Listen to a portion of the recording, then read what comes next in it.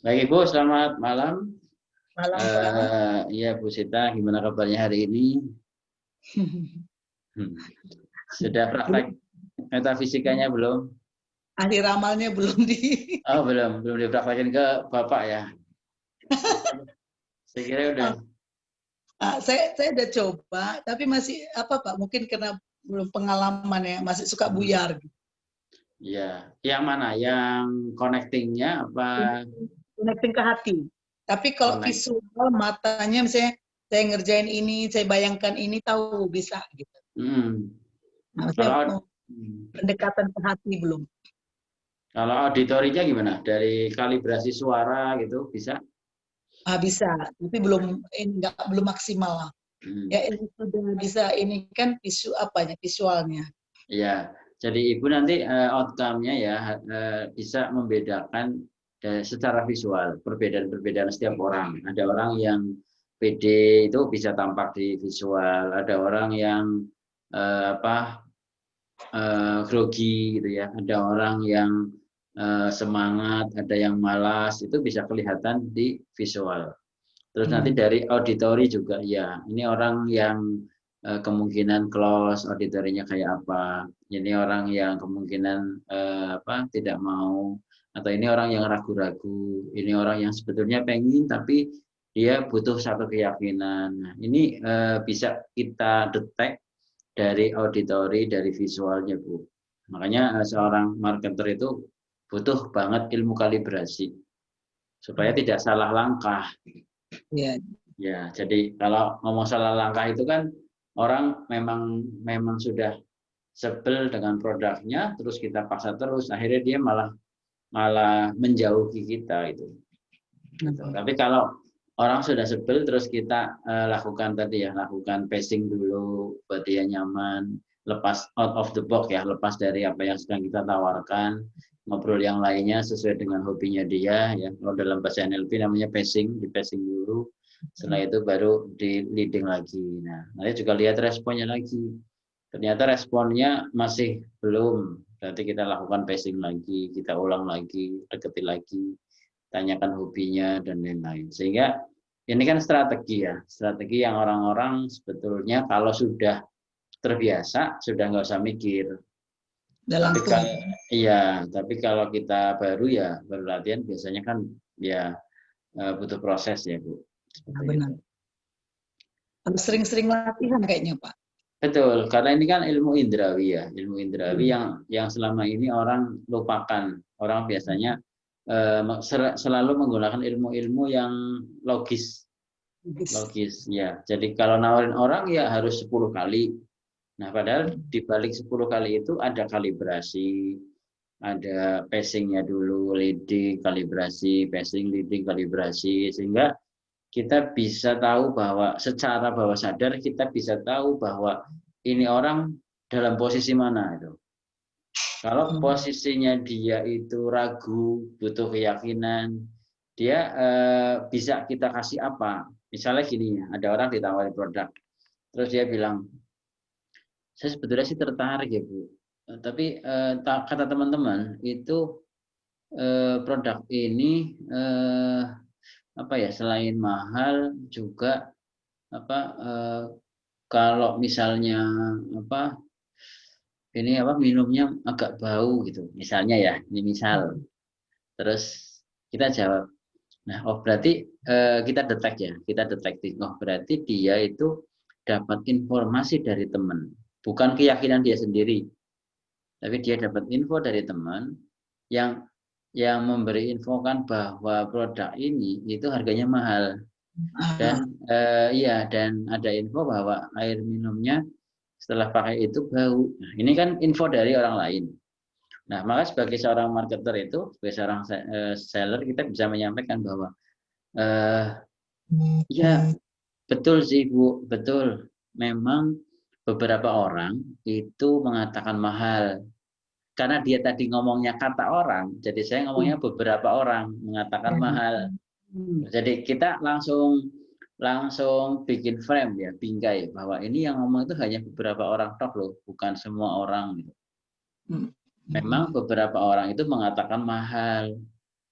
Ya, orang yang belum melihat pada sisi kualitas dan belum membandingkan dengan produk-produk lain yang lebih murah, yang dibandingkan dengan Tupperware pasti akan mengatakan mahal karena fungsinya hampir sama. Namun, secara namunnya ini akan nutupi namun atau tapi secara kualitas produknya jauh berbeda. Pertama, nih kalau ibu kan saya lihat ibu penampilannya oke ya, ibu penampilannya eksklusif, masa pakainya botol biasa. Orang-orang tahu loh Bu, semua orang sudah tahu loh bahwa Tupperware itu pantas untuk siapa. Nah itu ya, ini kata-kata ini ya, pantas untuk siapa. Ini nanti bahasa ini nanti akan ada di master Bu. Jadi namanya hypnotic language pattern. Ini bahasa-bahasa ini nanti dipelajarinya agak kalau orang ngomong-ngomong itu susah. Jadi NLP itu yang sering dihindari oleh banyak orang itu bahasa hypnotic language pattern. Karena banyak orang menyerah di belajar ini. Padahal ini senjatanya. Senjata NLP itu di sini, di hypnotic language pattern. Istilahnya hypnosis without hypnosis. Menghipnosis tanpa menghipnosis itu di hypnotic language pattern. Saya lanjutkan ya. Nah, memang orang mengatakan mahal karena tidak membandingkan kualitasnya, hanya membandingkan fungsinya. Gitu. Nah, kalau untuk orang-orang seperti ibu yang eksklusif, apakah iya mau menggunakan yang botol biasa? Saya sih nggak percaya kalau ibu menggunakan botol-botol biasa. Pasti dong ibu pengen menggunakan botol-botol yang eksklusif seperti Tupperware. Dan memang beberapa orang kalau ada yang mengatakan itu berbau, ibu boleh coba deh. Saya pinjami satu yang masih baru. Ini tapi dicuci dulu, di ini dulu, nanti ibu boleh coba aja. Bagi saya ibu bisa membuktikan bahwa ibu minum ini dan airnya tetap enak diminum, itu bagi saya satu testimoni yang luar biasa. Ibu nggak usah beli dulu. Ini hipnotik semua bukan kalimatnya, hipnotik semua. Saya bilang, ibu nggak usah beli dulu, ibu buktikan dulu saja. Kalau ibu sudah buktikan, setelah ibu buktikan dan nanti airnya seperti apa, nah ibu baru bisa sampaikan ke kami. Kalaupun nanti misalnya airnya tetap seperti yang orang-orang katakan itu, bau dan lain-lain, saya sangat berterima kasih ibu memberikan respon ke saya sehingga saya akan evaluasi kualitas produk saya. Kira-kira kalau ibu jadi konsumen gimana? Saya jawab kayak gitu. Saya udah tergugah itu Pak. Gitu Bu. Padahal ibu orangnya nggak percayaan loh. Ibu orangnya analitis, ibu orangnya rasional. Tapi dengan kata-kata hypnotic language pattern itu, orang iya ya, benar ya. Selama ini bukan dihipnosis dipengaruhi itu enggak Bu. Orang disadarkan loh, disadarkan bahwa karena dia sudah menghipnosis kita bahwa produk kita jelek gitu. Kan dia menghipnosis nih. Jadi saya buka hipnosisnya. Namanya hypnotic language pattern dan meta model namanya. Dibuka, break gitu. Nah, ini loh Bu, sebetulnya kayak gini. Nah, akhirnya dia tersadar, oh iya ya, ternyata kan yang ngomong juga orang-orang tertentu. Mungkin dia pakai Tupperware nggak dicuci juga bisa, jadinya bau airnya. Atau mungkin itu airnya sudah dalam waktu yang lama dan tidak ada regulasi pergantian air. Nah, semua benda apapun ya kalau sudah lama bisa saja muncul seperti itu. Nah, ini satu kalimat powerful tadi yang bisa ibu lakukan, tapi sabar karena ibu belajar ini dari dasar ya, dari awal. Dan NLP itu ilmunya keren banget Bu. Hanya butuh satu, telaten mempelajarinya, diulang-ulang terus bolak-balik dipelajari karena ini ilmu yang tidak simpel. Kalau saya ngomong ini ilmunya saya sampai sekarang aja terus belajar. Karena kenapa? Karena NLP ini ilmu pikiran, ilmu linguistik ya, cara ngomong, bagaimana biar ngomongnya benar-benar bisa influence, mempengaruhi orang. Gitu. Jadi dia bukan logika ya Pak. Betul, betul. Terus bukan sekedar teori Bu NLP itu. Makanya banyak orang-orang belajar NLP sehari 2 hari saya sih ya itu hanya icip-icip aja. Tapi kalau pengen memperdalam ya ambil yang certified. minimal NF. Tapi kalau society di Indonesia saat ini kan malah ininya investasinya udah di atas 30-an untuk society. Ya karena apa? Yang ambil juga orang-orang tertentu. Kayak NF juga termasuk kelas atas ya, yang menengah ke bawah juga jarang mau ambil. Tapi nggak apa-apa kalau saya ya memang beda kelas. Kalau banyak orang ambil NLP di kelas biasa ya itu kelasnya mereka. Sehingga peserta yang kalau saya karena saya fokus di NF ya tetap klien-klien saya kelas-kelasnya NF. Seperti itu. Ya itu contohnya Bu, contoh bahwa penggunaan kalibrasi, penggunaan linguistik itu nanti akan ke situ arahnya. Sehingga tidak sekedar kayak kemarin ya, kepekaan mata, kepekaan telinga, kepekaan rasa. Ini kan Ibu lagi belajar cara bersihin busi.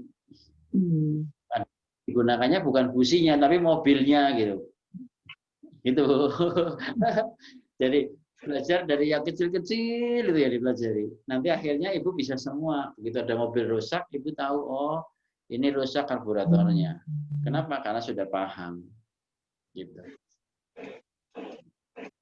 Gitu Bu Sita. Kita lanjut ke materi berikutnya, Bu. Iya, Pak. Apa ada pertanyaan sebelum masuk ke materi? Belum, Pak. Belum ya. Baik. Ini materi yang kemarin kita sampai di presuposisi. Nah ini atau asumsi ya. Iya. Kepekaan sen sudah, presuposisi. Kalau dari presuposisi kan ada 8 presuposisi utama yang dari Bandler. Itu Ibu ada hal yang mau ditanyakan ulang?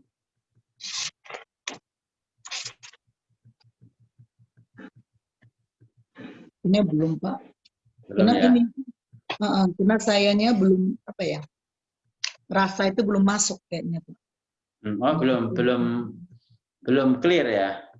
Belum clear. Jadi nanti saya ini dulu saya coba lagi ya, baru nanti saya coba lagi untuk ini. Okay. Karena di NLP presuposisi itu mindsetnya, maka saya juga selain Ibu nanti belajar dari video yang sebelumnya, Ibu juga nanti bisa review di yang sekarang. Saya akan review ulang, menyimpulkan secara sederhana bahasa yang kemarin yang kita diskusikan. Iya, karena harapannya output saya adalah Ibu itu bisa benar-benar masuk mindsetnya, tidak sekedar belajar mendengarkan saya terus ilmunya disimpan itu ya, tidak, tapi harus benar-benar dipakai. Syukur langsung bisa menghasilkan ya Bu, menghasilkan artinya yang tadinya kalau di bisnis yang tadinya omsetnya sekian persen bisa meningkat berkali-kali lipat. Karena nanti pasti semua orang output akhirnya kan salah satunya untuk omsetnya kalau bisnis. Kalau yang kesehatan, outputnya untuk kesehatan dia, dan kalau ada yang buat keluarga juga nanti outputnya untuk harmonisasi keluarga. Nah, itu yang kalau saya ketika mentraining atau menterapi ya, saya sangat berharap klien atau peserta itu bisa mencapai outcome-nya, sehingga apa yang diinvestasikan benar-benar terwujud. Seperti itu. Oke, saya sedikit ulas tentang NLP presuposisi, bahwa NLP presuposisi atau bisa dikatakan asumsi NLP yang dikreasi oleh Richard Bandler itu ada 8. Yang pertama, kemampuan mengubah proses atau struktur dari satu pengalaman atas realita sering lebih berguna dibandingkan mengubah isi dari pengalaman atas realita. Bahasa sederhananya, kemampuan mengubah struktur pikiran, kemarin visual, auditory, kinestetik, gustatory, olfaktory. Berarti kemampuan mengubah gambar, suara, rasa, penciuman, dan pengecapan itu lebih sering berguna dibanding mengubah isi. Kalau isi itu alasan, rasional, logika, solusi. Solusi itu isi maksudnya. Ya. Seperti itu. Berarti misalnya contoh gini, contohnya, Ibu, saya kok merasa nggak pede ketika ketemu dengan klien-klien saya. Nah, kalau struktur, Ibu akan gini. Oke, sekarang kamu bayangin diri kamu. Bayangin diri kamu. Ini gambar. Bayangin diri kamu. Sekarang kamu bayangin diri kamu. Bayangin diri kamu yang percaya diri. Kamu seolah melihat diri kamu yang pede banget. Dan sekarang kamu besarkan diri kamu. Besarkan badannya, besar sekali. Artinya kamu benar-benar semakin percaya diri. Saat kamu ketemu dengan orang lain, kamu benar-benar percaya diri. Rasakan itu sekarang. Rasakan berarti kinestetik. Dengarkan kata hatimu. Saya sekarang percaya diri. Nah, ini mengubah struktur. Nah, kemampuan mengubah struktur itu lebih sering berguna, Bu. Dibandingkan kalau hanya mengubah isi. Kalau mengubah isi itu gimana? Kalau mengubah isi itu gini. Ada orang cerita ke ibu, ibu saya nggak percaya diri, Bu. Nah, ibu bilang, kamu harus percaya. Semua manusia itu kan sama. Dan kita sama-sama makannya nasi sama saja. Kita juga punya ilmu. Kita ini produknya bagus loh. Kamu pede aja. Tenang saja, maju saja. Ditawarkan saja. Kamu harus pede. Kamu bisa kok. Kamu pede kok. Nah, itu mengubah isi. Sehingga berbeda antara mengubah isi dengan mengubah struktur. Berarti lebih bagus kalau dalam segini kita lebih bagus mengubah struktur, Pak. Oke, kalau saya tidak mengatakan lebih bagus mana, tapi setiap orang punya modalitas yang berbeda-beda. Ketika orang diubah isinya tidak mempan, tidak respon, berarti kita tambah dengan struktur. Berarti mana lebih dahulu kita kasih isi atau struktur? Oke, kalau yang lebih dulu mana, ini bisa opsional. Bu Sita bisa yang manapun. Tapi ketika orang diubah strukturnya sudah lebih baik, ya sudah. Isi nggak usah. Iya. Tapi seringkali umumnya orang-orang memberikan solusi dengan mengubah isi. Ya, saya itu. Ibu juga sebelumnya kayak gitu, mengubah isi. Itu. Nah, langsung ngasih solusi. Iya, kalau mengubah isi boleh, tapi dengan kalimat positif yang seperti kemarin. Ya. Oke. Dan misalnya dengan diubah isinya tidak ada perubahan, ubah strukturnya. Jadi kuncinya struktur itu apa? Struktur itu panca indera. Jadi yang diubah itu gambaran diri, situasi gambar saat itu, pikiran, rasa, suara hati atau suara yang terdengar oleh pikiran, pengecapan dan penciuman. Minimal gambar, suara dan rasa. Minimal 3 atau VAK. Gitu. Nah, ini yang mendasari NLP soalnya, Bu. Ketika orang paham kalimat ini, dia bisa mengubah seorang dengan strukturnya. Contoh, Ibu gini, coba buka tanganmu seperti ini. Lihat diri kamu yang percaya diri di telapak tanganmu. Lihat diri kamu yang percaya diri. Sekarang kamu cermati, kayak apa kamu saat percaya diri. Kamu katakan pada dirimu, kamu percaya diri, kamu percaya diri, kamu percaya diri. Sekarang masukkan tanganmu ini yang percaya diri, masukkan diri kamu yang percaya diri ke dalam kepalamu dan jadikan itu sebagai dirimu sekarang. Masukkan. Masukkan, rasakan. Kamu percaya diri sekarang. Rasakan terus, rasakan terus, rasakan terus. Kamu percaya diri sekarang. Oke, gimana rasanya? Wah, merinding Pak, percaya diri. Oke, sip, cukup. Nah, itu struktur, Bu. Ya, struktur. Ya, jadi saya tidak usah menasihati. Saya ngubah strukturnya. Jadi nanti Ibu cara terapinya gampang. Misalnya ada orang tadi ya berkeluh kesah nggak percaya diri. Ibu minta coba tangannya mana di seperti ini kan. Terus kamu bayangin diri kamu di telapak tanganmu. Sudah belum? Sudah. Sekarang kamu bayangin seolah kamu di telapak tanganmu, diri kamu yang pede, diri kamu yang percaya diri. Sudah belum? Belum. Oke, saya sabar nungguin. Kadang nggak semua orang cepat bayangin, Bu. Iya, iya. Ya, ada yang lama banget loadingnya, nggak apa-apa ditungguin. Oke, sudah muncul gambaranmu yang percaya diri. Kalau dia ngomong sudah, baik, sekarang cermati diri kamu yang percaya diri. Cermati, kayak apa? Bagaimana perilakunya, bagaimana gerakannya, bagaimana suaranya. Dengarkan suara kamu yang percaya diri. Mungkin kamu saat percaya diri lagi mantan pertama ya, pengantin pertama, mungkin kamu percaya diri banget. Bayangin aja, lihat aja seolah kamu di atas telapak tanganmu itu saat kamu sangat percaya diri. Oke, kalau sudah yakin, perkuat rasanya, masukkan ke dalam dirimu. Mau masuk ke kepala atau ke hati, ke dada aja, oke, masukkan ke dada. Rasakan diri kamu yang percaya diri masuk menyatu menjadi diri kamu sekarang. Rasakan terus, dirasakan. Nah, ini rasanya ini kinestetik. Kalau tadi visual, auditori, masukkan jadi kinestetik. Rasakan kamu percaya diri. Katakan dalam hatimu kamu percaya diri. Ucapkan rasa syukur. Alhamdulillah, saya percaya diri. Selesai. Nah, ini mengubah struktur. Ini tekniknya nanti ada yang namanya change belief. Nama tekniknya, Bu. Ada yang namanya object imagery. Nah, ini nama teknik.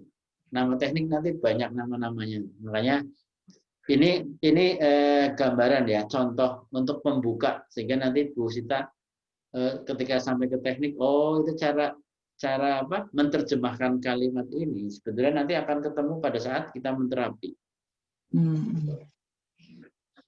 Jadi bukan kalimat ini yang dihafalin, tapi kalimat ini digunakan.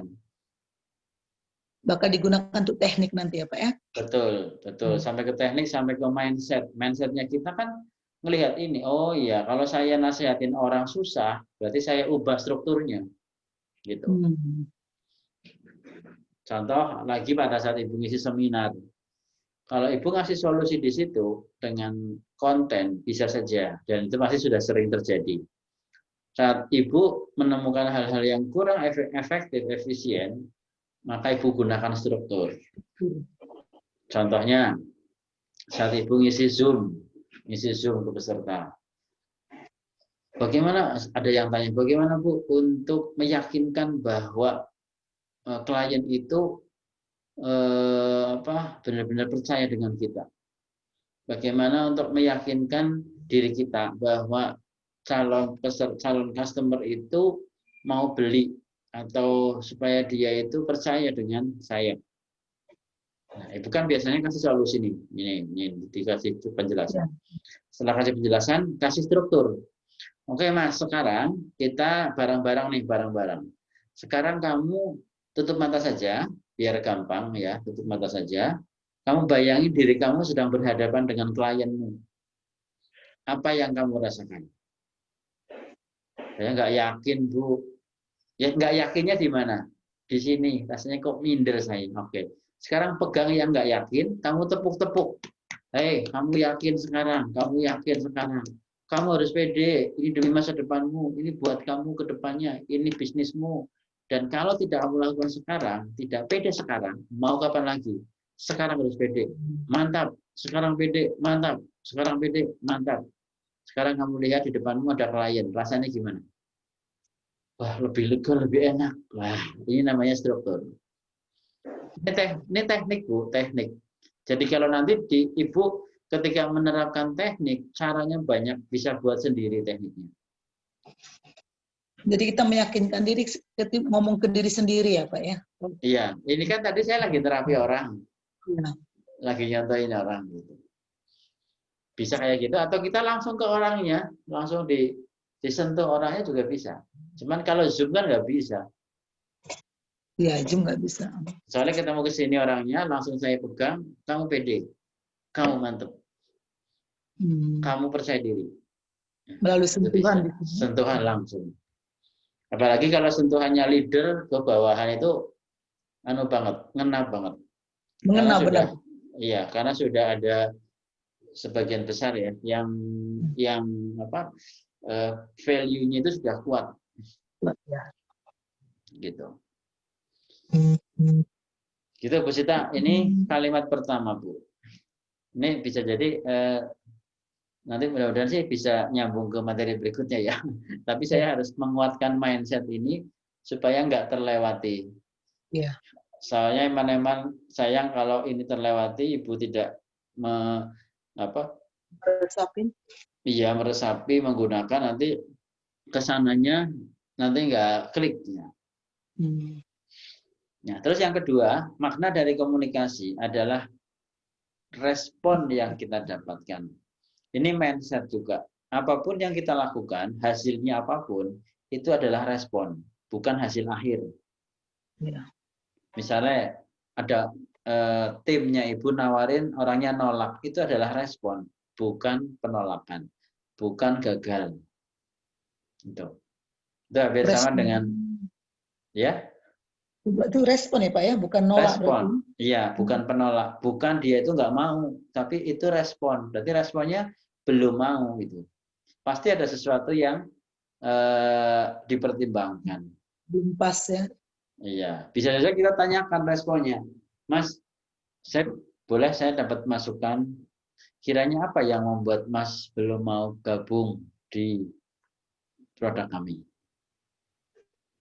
Ya saya males aja sih, saya nggak mau sana-sana nyari downline, saya kayaknya susah, nggak mau jualin juga. Nah itu isi pikirannya klien, isi pikirannya calon customer. Kalau kita pengen ubah strukturnya, bisa. Oh ya nggak apa-apa sih Mas, kalau Mas saat ini belum bersedia untuk sukses.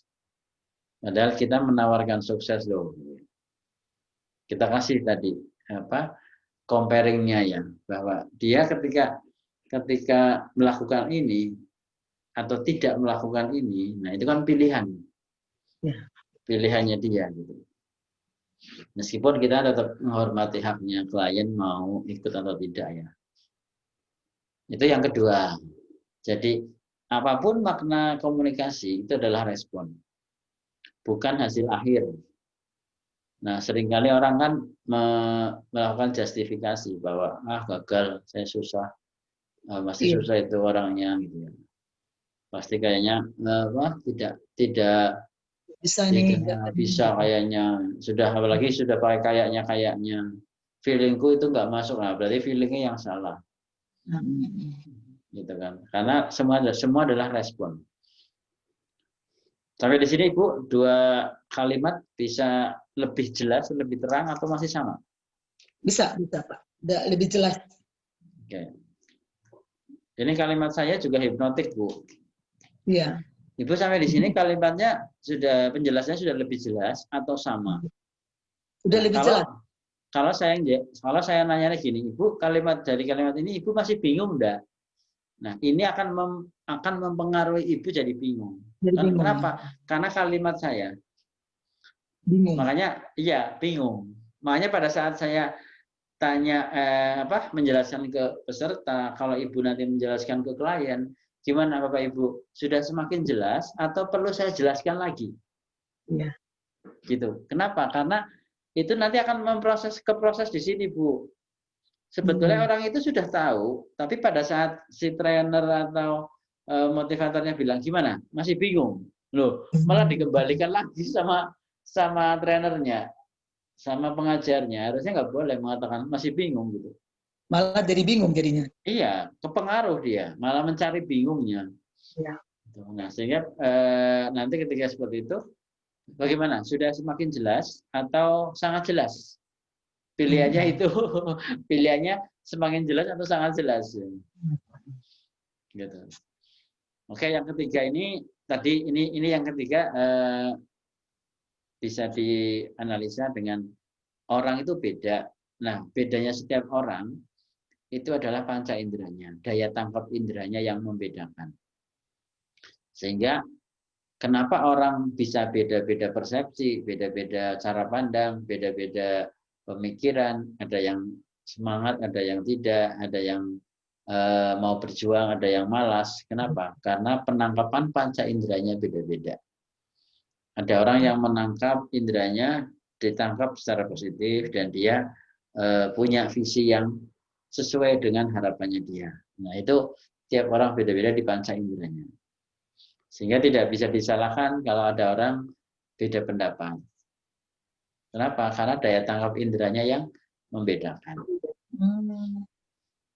Dari penglihatan ke rasa, dengar ya bisa beda Pak ya. Iya, Dia dengar iya, sama-sama kita melihat ini, iya, ya, tapi beda makna dalam pikiran.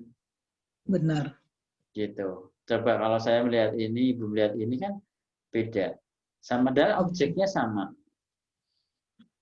Sama aja orang sama-sama melihat Tupperware, itu beda. Tidak bisa kita paksakan orang menganggap sama dengan cara pandang kita. Nah, maka sebagai seorang seller itu harus bisa menyamakan polanya supaya dia seperti kita. Kan kita mau diajak gabung kan. Gitu. Iya. Terus yang keempat, sumber daya orang itu sudah ada dalam dirinya.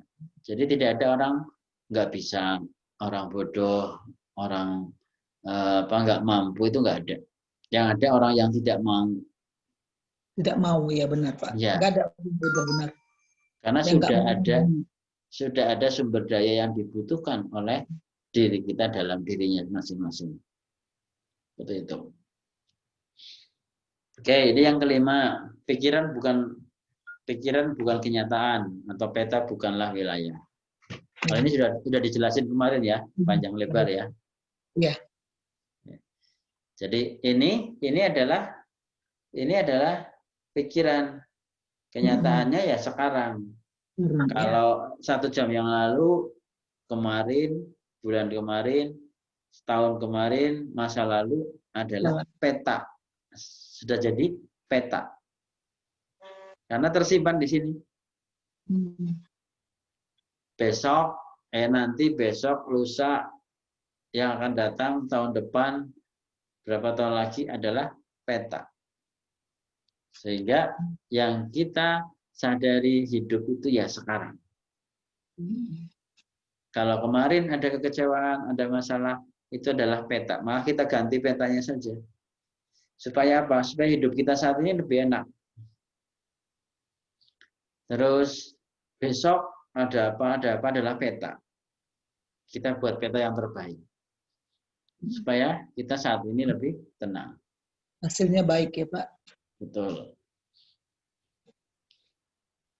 Terus yang keenam, nah ini, nilai seseorang itu konstan. Yang membedakan itu perilaku. Ada orang baik, orang jelek, orang semangat, orang malas, itu perilakunya. Tapi kalau orangnya konstan. Jadi kalau kita mau benci sama perilakunya, jangan sama orangnya. Supaya jangan ada dendam ya Pak. Betul. Ya artinya ketika kita benci sama perilakunya orang, ya tadi karena perilaku itu bisa berubah-ubah. Ya, kalau mah orang jasadnya, orangnya ya fisiknya itu ya seperti itu. Ya. Terus yang ke-7, selalu ada niat baik di balik satu perilaku. Jadi orang berbuat apapun pasti punya niat baik. Ya. Nah, ini harus kita sadari ketika kita sebagai seorang seller menawarkan, orangnya menolak, pasti ada niat baik di balik penolakannya dia. Dan itu pasti berhubungan dengan kondisi orang tersebut.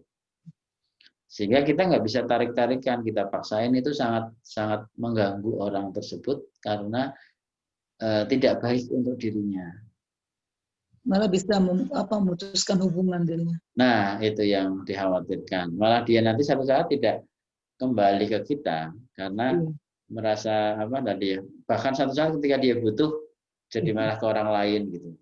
Padahal kalau hubungannya dengan kita masih baik kan dia akan mencari kita. Benar. Seperti itu. Nah, yang terakhir, yang ke-8, umpan balik dan kegagalannya. Tidak ada yang namanya gagal, yang ada hanyalah umpan balik. Ini hampir sama dengan Yang tadi yang makna dari komunikasi adalah respon.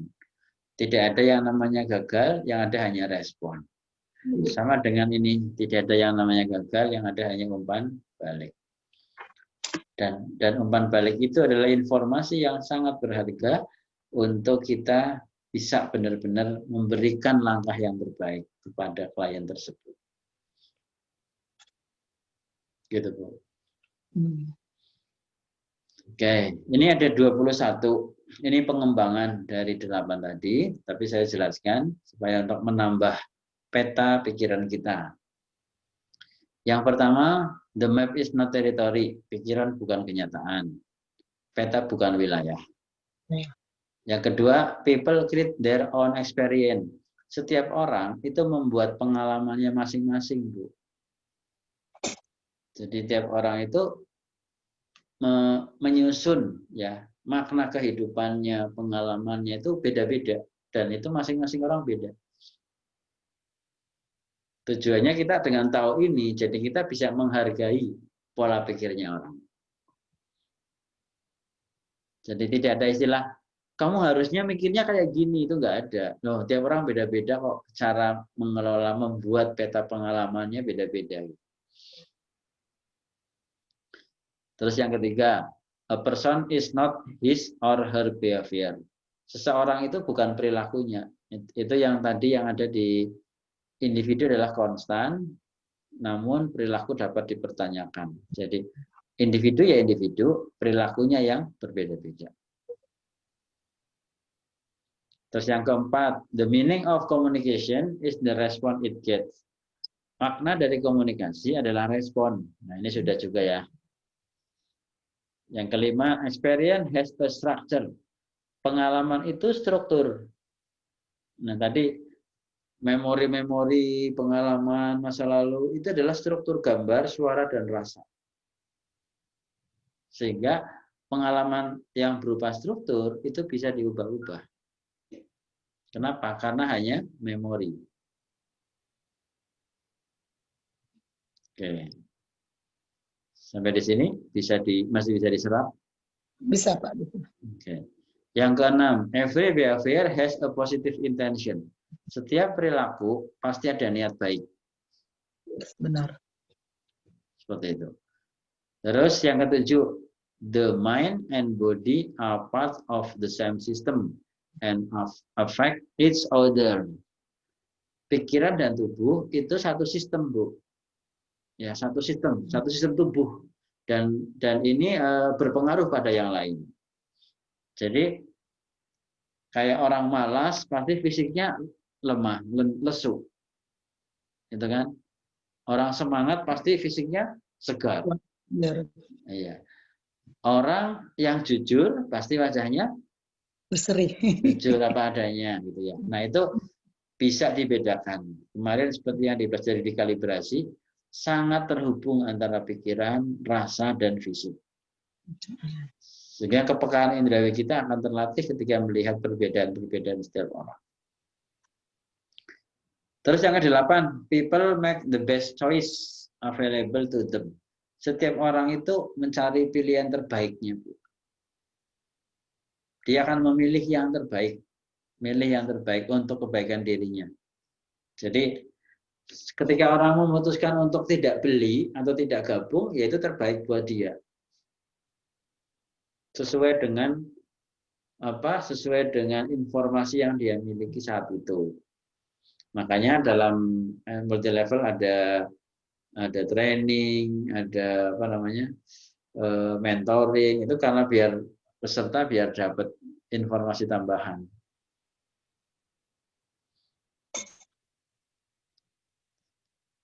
Lanjut.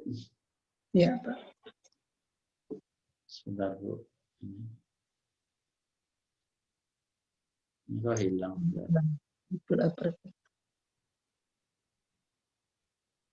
People work perfectly. Orang melakukan sesuatu itu pasti perfect. Pengennya terbaik. Pengennya maksimal. Itu hampir semua orang. Malas pun pengen maksimal. Iya, jadi orang lagi malas-malasan, itu sebetulnya pengen maksimal malasnya. Jadi saat orang lagi malas disuruh semangat, ya saya lagi maksimal malas, kok suruh semangat gitu. Itu yang berarti yang diubah adalah value-nya. Apakah saat sekarang itu sedang tepat untuk bermalas-malasan? Sama aja orang gini, ada orang yang saat bekerja dia malas, tapi saat di rumah dia rajin. Kenapa? Gitu ya. Kenapa? Ya karena ada niat positif di balik satu perilaku. Karena dia sudah perfect di rumah. Makanya ketika ada orang kerjanya malas-malasan, sudah ditegur, sudah diingatkan, sudah dikasih motivasi, kok tetap saja kita beri pilihan. Mau lanjut di sini atau mau kerja di rumah. Kenapa? Karena dia tidak bisa menempatkan perfeksionisnya. Dia tidak bisa menempatkan optimal kerjanya. Seperti itu. 10. There is no failure, only feedback. Nggak ada yang namanya gagal, yang ada adalah umpan balik. Ini sudah ya. 11. Resistance is a comment on the communicator and might be a sign of insufficiency pacing. Resisten itu penolakan. Penolakan is a comment on the communicator and might be sign of insufficiency pacing. Jadi penolakan itu karena kurang akrab, Bu. Ini penting banget buat seller. Kenapa orang sering nolak? Karena nggak akrab itu. Kuncinya di situ dong. Sehingga setiap timnya Ibu itu prinsip penawarannya diubah. Yang biasanya to the point. Nawarin, sekarang langsung akrabin. Akrab dulu saja. Beli urusan nanti. Jalin hubungan dulu ya. Iya, belinya nanti, urusnya nanti. Nanti udah akrab, udah enjoy, udah nyaman, dia udah mendapatkan informasi banyak, cukup. Nah, keputusan beli tidaknya hanya di orang itu. Kita nggak usah nawarin. Justru kalau bisa kita nggak usah ngajak. Kenapa? Karena dia akan ikut sendiri. Ya, hanya nanti ikutnya dengan siapa, gitu. Kalau misalnya kita nggak lakukan anchor, nanti ikutnya sama orang lain. Nah, anchornya gimana? Misalnya gini, ya kita tawarin terus dia nolak. Enggak apa, saya belum minat untuk ikut Tupperware. Oh nggak apa-apa. Kalau dia bilang, oh nggak apa-apa. Nanti kalau minat saja bisa gabung di mana aja. Nah, itu namanya ngasihkan ke orang lain. Oh ya. Iya. Nanti kalau dia punya anchor, oh nggak apa-apa, kalau saat ini belum minat, santai saja. Satu saat kamu butuh informasi, satu saat kamu perlu hal-hal yang terkait dengan Tupperware, saya siap bantu. Baru ke kita nanti ya? Iya, saya siap bantu. Nah itu kan tidak nyuruh beli ke saya, tidak. Nanti saya siap bantu. Nanti dia akan datang sendiri, Bu. Itu namanya anchor yang dipasang ke orang berupa kalimat. Ya tujuannya baik. Kalau dia nanti beli, nemuin saya. Iya, ingat langsung. Iya, iya.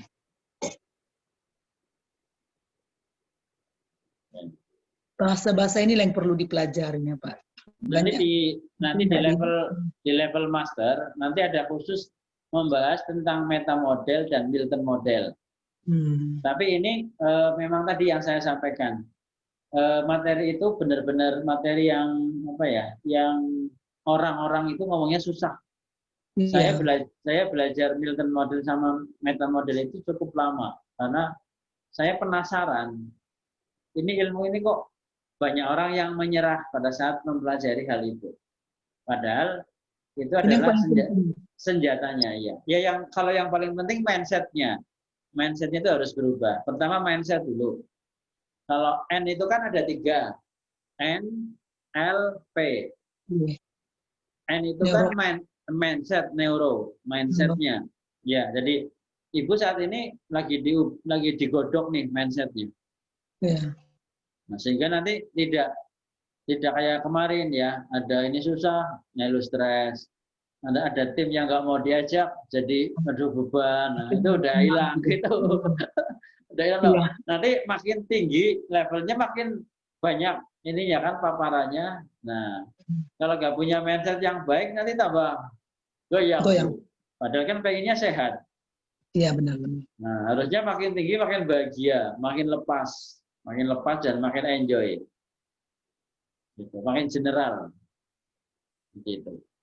Nah, terus yang kedua adalah L, linguistik. Linguistik adalah tadi yang saya sampaikan. Nanti di kelas ini masih ada pengenalannya bahasa itu untuk dasarnya. Sehingga pada saat masuk master, Ibu sudah, oh iya, sudah nyambung.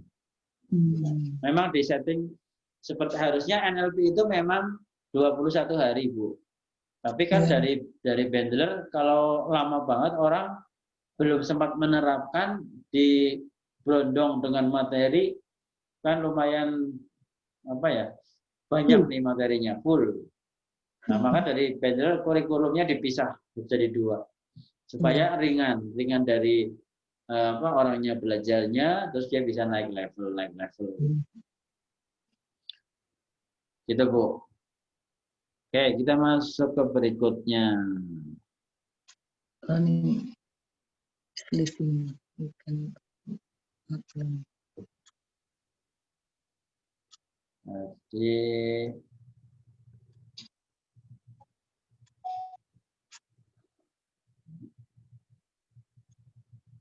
Masuk ke presuposisi yang ke-12. Nanti kan 12 ya. Nah ini, learning is living, we cannot not learn. Belajar adalah kehidupan. Ya, kita tidak bisa tidak belajar. Nah, learning is living, we cannot not learn. Ya, tadi pembelajaran adalah kehidupan. Jadi semua itu adalah learning, Bu.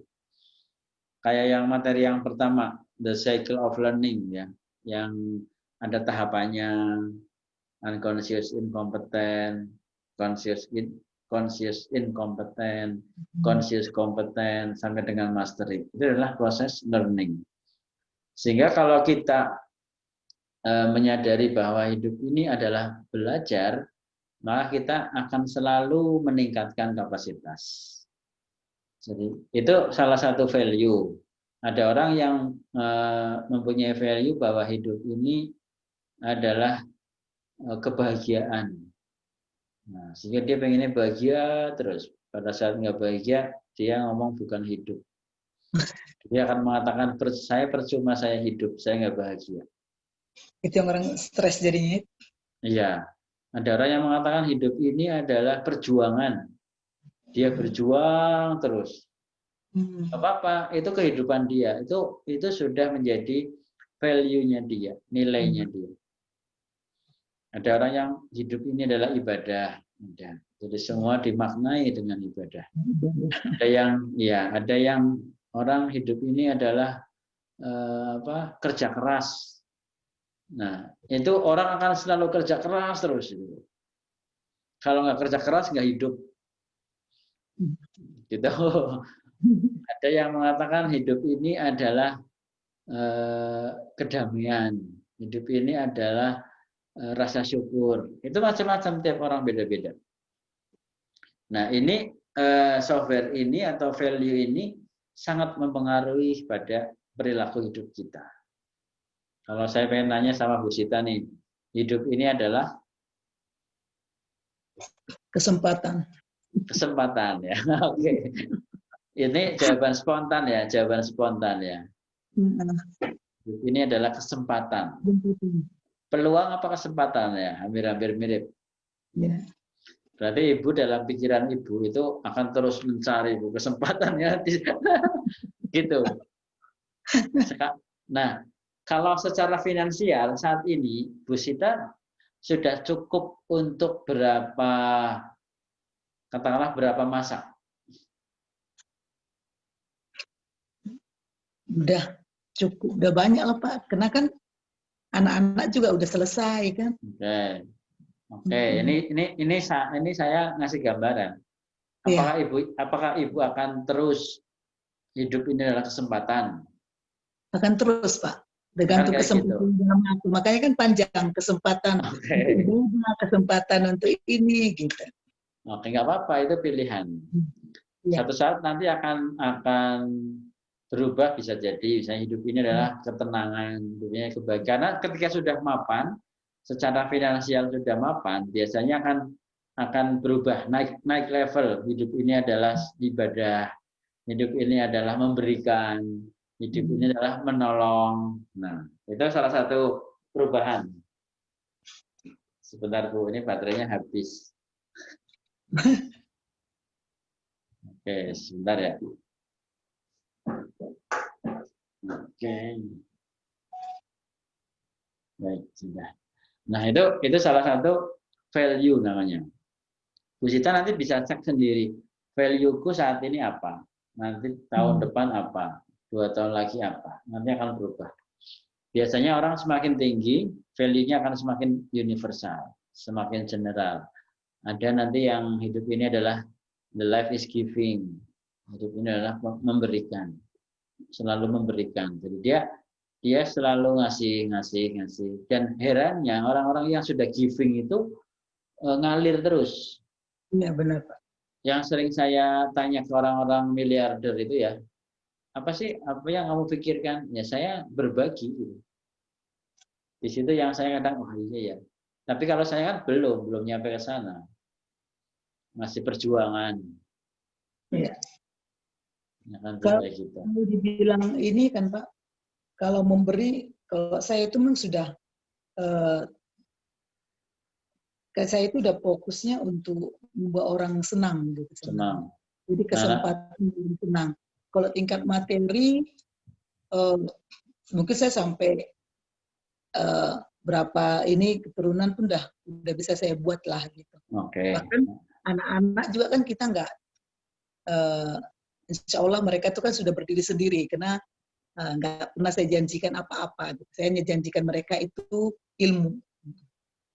Walaupun kelak yang kita punya ini pasti mereka punya nantinya gitu kan Pak. Iya betul. Dibuat di mindset mereka itu bahwa yang kita cari ini ada punya kita, bukan punya anak gitu. Betul ya. Artinya sudah ditanam seperti itu. Dan misalnya itu sih Bu, itu nanti value itu akan berubah seiring dengan perubahan makna kehidupan. Itu nanti akan meningkat sendiri. Berubah sendiri. Dan kalau saat ini Bu Sita masih mencari kesempatan, berarti masih lari. Iya. Masih lari. Selama buat orang sukses kan Pak. Iya, selama Bu Sita masih energik, masih kuat, Bapak juga masih support, ya udah jalanin aja. Ya, nanti ada saatnya akan hanya menikmati tok. Benar. Ada saatnya seperti itu. Terakhir nanti saya kesempatan hidup ini baru untuk ibadah. Nah, ibadah iya, nantinya kayak gitu. Dan kan omset sudah ngalir sendiri, sudah tidak usah dipikirin. Begitu. Nah, terus berikutnya nih. I'm in charge of my mind and therefore my result. Nah, ini ketika seseorang mengubah pikirannya, pikirannya, ini akan memberikan satu hasil. Sehingga ketika orang pengen perubahan, sebetulnya yang diubah mindset-nya. Karena ketika berubah mindset, maka akan terjadi perubahan action, terjadi perubahan sikap gitu. Seperti itu, Bu.